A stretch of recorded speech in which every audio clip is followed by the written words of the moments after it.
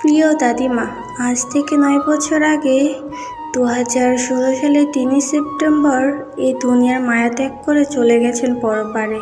আর দাদিমা, আপনি কি জানেন আপনার এই ছোট্ট নাতিটা আজ অনেক বড় হয়েছে। আপনার স্বপ্ন পূরণ হয়েছে দাদিমা। তাকে আজ পুরো বিশ্ব চেনে। দাদিমা, আপনি চেয়েছিলেন আপনার নাতিকে টিভিতে দেখতে। আপনার এই ইচ্ছেটাও পূরণ হয়েছে।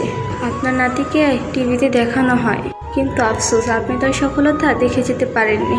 দাদিমা, আমরা আজ আপনাকে যতটা না মিস করছি, তার চেয়ে দ্বিগুণ আপনার নাতি আপনাকে মিস করছে।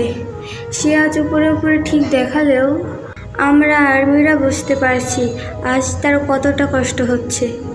আপনার নাতির একটাই আফসোস যে আপনি তার সফলতা দেখার আগেই আমাদের ছেড়ে অনেক দূরে চলে গেছেন। আই মিস ইউ দাদিমা।